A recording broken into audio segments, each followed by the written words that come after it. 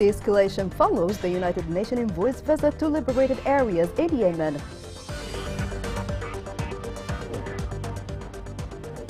Houthis established training camps for African migrants in Sana'a to use them as fuel in the war. Local human rights group documents 51 violations committed in Taiz province.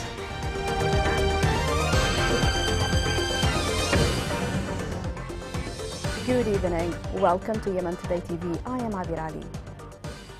Houthi escalations has been constant in several fronts since the end of the truce. Yet the attack on Ma'rib amid the United Nations envoy visit to the liberated areas has proven that the rebel militia takes the granted the peace efforts made by the international community knows nothing but violence. This report has more.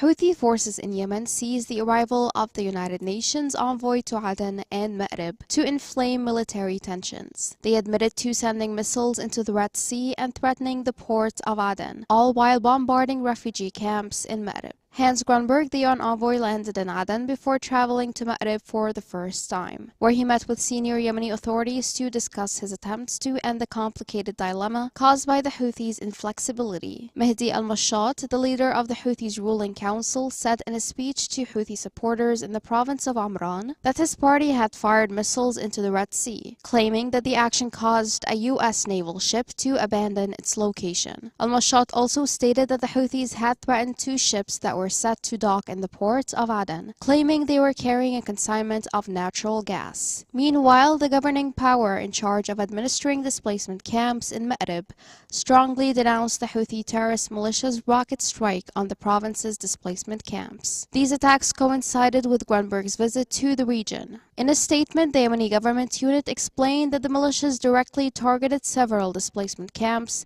and a medical clinic with 4 rockets. It described this as a horrific terrorist act that targeted innocent civilians and displaced individuals, and stated that the attack completely contradicts international human rights laws. Yemen's government has urged for quick action to capture and prosecute the militias. It also called upon international organizations to assist and safeguard individuals who had been harmed by the attack. Furthermore, the government sought assistance for victims to recover their destroyed houses and address their basic necessities. Yemen's civil war began in 2014 when Iran-backed Houthi insurgents took control of Yemen's capital and largest city, Sana'a, demanding lower fuel prices and a new government. In Hodeidah, 92 fishermen arrived at the fish landing center in Al Khawkha district. They were detained by Eritrean forces from Yemeni territory waters. Yemen Today correspondents reported that the released fishermen were intercepted by the Eritrean Navy from the Yemeni islands during their fishing trip. The fishermen complained that they were being subjected to brutality and were arbitrarily arrested, beaten, tortured, and forced to do hard work. They looted our money and forced us to work amid harsh conditions. They treated us like animals and burdened us with heavy workload. We, the fishermen, want to work safely.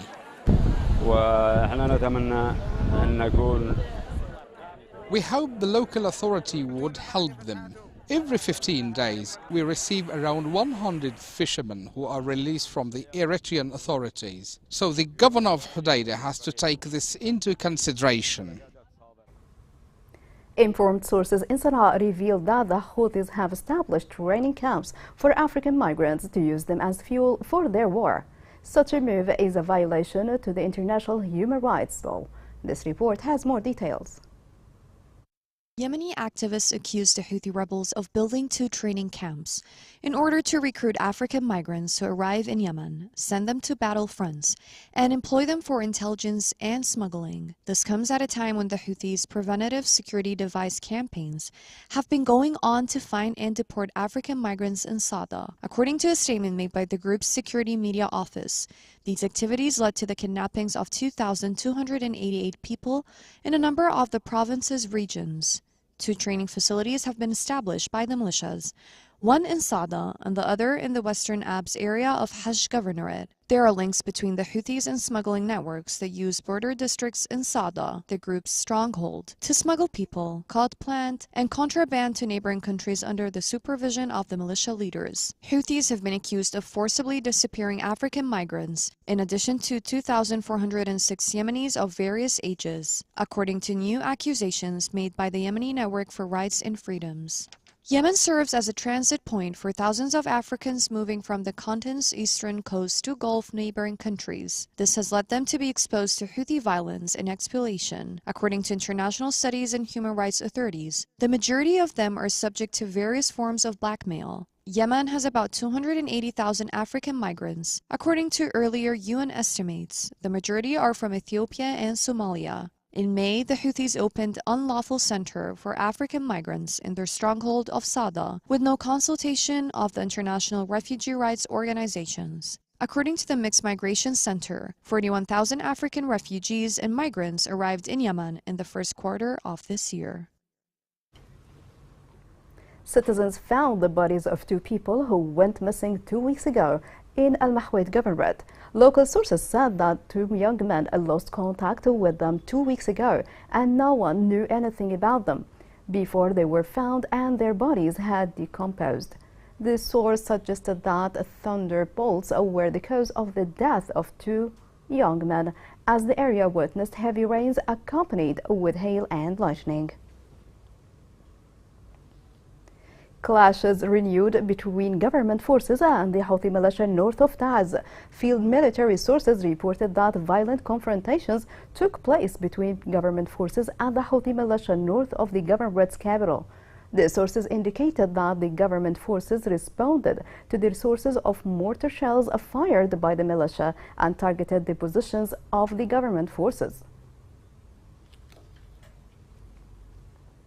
A local human rights center has documented 51 violations committed against the residents of Taiz. More on this story is within this report. The Houthi militia is committing widespread violations, most notably in the besieged Taiz. The Human Rights Information and Rehabilitation Center said that it had documented 51 cases of violations last July in Taiz Governorate, southern Yemen. The center's monthly report entitled Children, the Most Violated Victims in Taiz, stated that the Houthi militia committed around 35 violations, and gunmen outside the state committed 12 violations, while unknown gunmen committed 3 violations. 20 cases of the violations of private property committed by the Houthi militia were documented, and displaced camps were targeted by the Houthi militia. The center has also documented 2 cases of assassination, one of which was of a member of the Central Security Forces by unknown gunmen, and another case of the assassination of the head of the World Food Program team, Mu'ayyid Hamidi, and the wounding of 4 others in the soil by gunmen outside the framework of the state. The siege imposed by the Houthi militia on Taiz was not only confined to blocking roads on travelers, patients, and transporting goods, but the militia also practiced other forms of siege, targeting the most important services which are affecting the lives of citizens, the most important of which are electricity, water, and hygiene. The war-torn city of Taiz has been living under the siege of the militia for more than 2,600 days. The siege was not limited to closing the roads, but it was extended to the aspects of public life, as the militia cut the electricity supply lines to the city engulfed in darkness. The private commercial companies in the city impose a tariff that is the largest in Yemen. Taiz, which is inhabited by millions, is also witnessing a severe water crisis as a result of the Houthi militia's control of the wells belonging to the branch of the local water and sanitation corporation located in its areas of control, which made the population rely on buying water tanks, while the majority depend on the way to fetch water.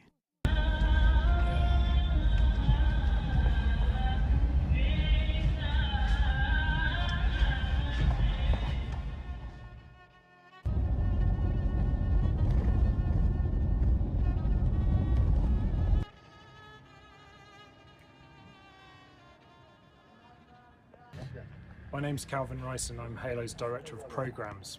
I'm currently visiting the city of Taiz in Yemen, and I'm here just behind one of the front lines which is separating southern forces from the Houthis.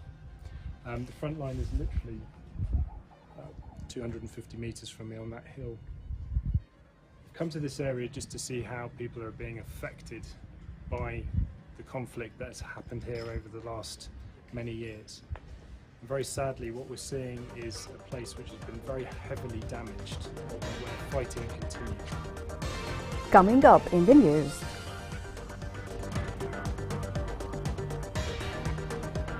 Ongoing conflict and collapsing economy remain major risks that Yemen is facing.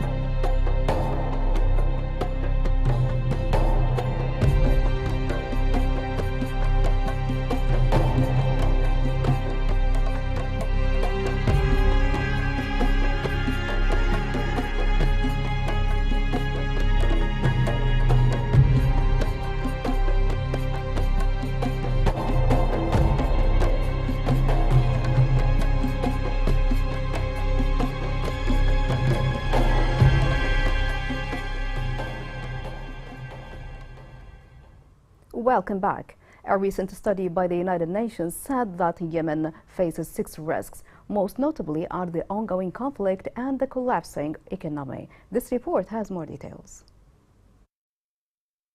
According to a recent analysis published by the United Nations Economic and Social Commission for Western Asia, Yemen faces 6 major risks: the ongoing conflict, the economy, institutions, society, natural resources, and climate. The report warns that unless proper actions are made to limit these risks, the potential of acts of violence happening in Yemen grows.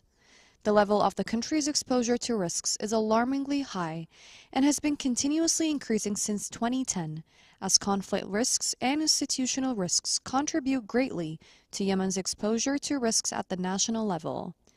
There are now 2 exchange rates for the Yemeni rial. The value of the already low currency is set to continue falling, and food insecurity and poverty have reached previously unheard of levels. In addition, only 51% of the nation's health institutions are capable of carrying out their duties, and there are 2.7 million school-aged children who are not registered in school. Also, weather events are happening more frequently than ever, and Yemen has not yet created a national strategy to reduce the effects of climate change. The report indicated that the risk of war is one of the main reasons for the country's continued conflict. The key concerns that have fueled the fight have yet to be resolved, and the warring parties have failed to reach a political settlement to end the conflict. Also, the ongoing fighting, particularly in Ma'rib, aggravated the security situation and hence increased the violence in Yemen. The study indicated that the level of risks in Yemen has tended to deteriorate over the past decade. The main factor driving the deterioration was the threat of the conflict. Also, the economy in the country has deteriorated significantly, the reasons for which are the growing financial dependence and shrinking fiscal space. The country's exposure to natural resources has also increased due to increasing reliance on agriculture, especially since the sector is highly vulnerable to the effects of climate change.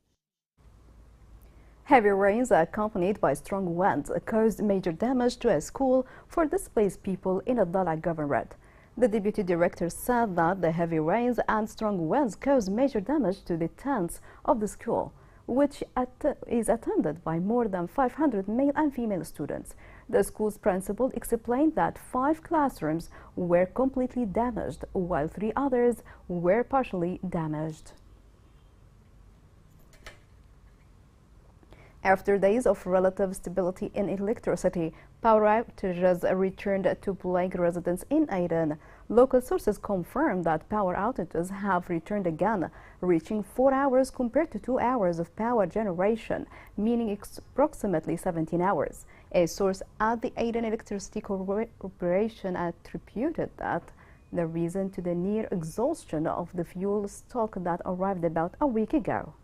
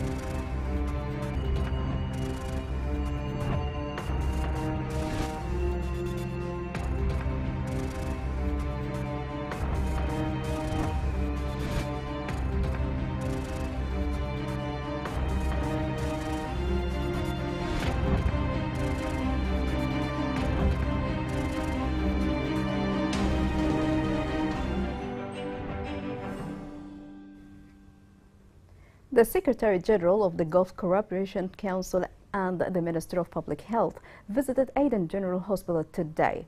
The two sides were briefed on Aden General Hospital and the services provided there after a project to operate and manage it through the Saudi Program for Development and Reconstruction. Worth mentioning, the Saudi Program for the Development and Reconstruction helps hospitals to promote good health and well-being, improve medical services provided to the Yemeni people, and increase access to treatment.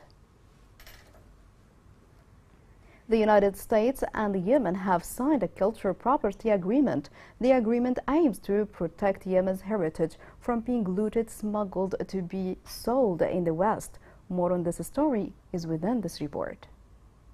The United States and Yemen have inked a bilateral cultural property agreement that renews and extends emergency safeguards for Yemeni cultural property put in place in 2020, according to the U.S. State Department. On Wednesday, U.S. Assistant Secretary of State for Educational and Cultural Affairs, Lee Satterfield, and Yemeni Ambassador to Washington, Mohammed Al-Hadrami, signed the agreement, which was witnessed by U.S. Special Envoy for Yemen, Tim Lunder-King. The signing of this agreement is a major milestone in the U.S.-Yemen bilateral relationship and is a framework for cooperation between the two countries to combat cultural property trafficking, while encouraging its legal exchange for cultural, educational, and scientific purposes. Today, we establish a new and noble memory between the Republic of Yemen and the United States of America, a milestone that we have reached working closely together to help protect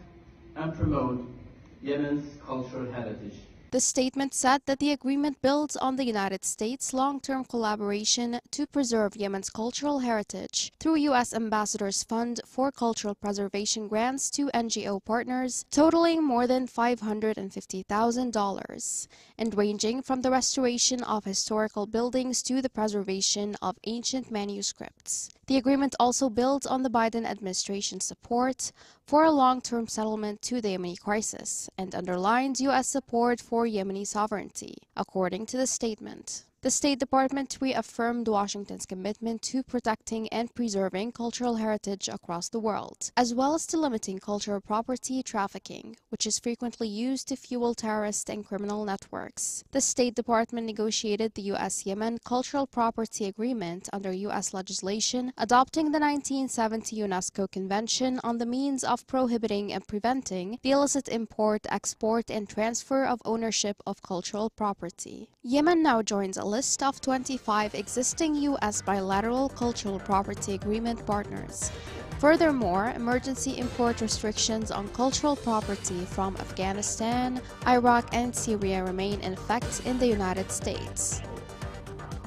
Here is a reminder of the main headlines. Houthi escalation follows the United Nations envoy's visit to liberated areas in Yemen.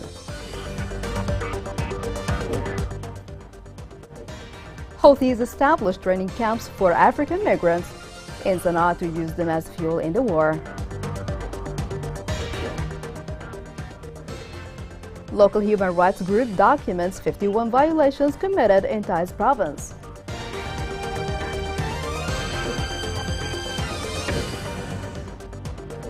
This is the end of the news. Thank you for watching. It was Abir Ali.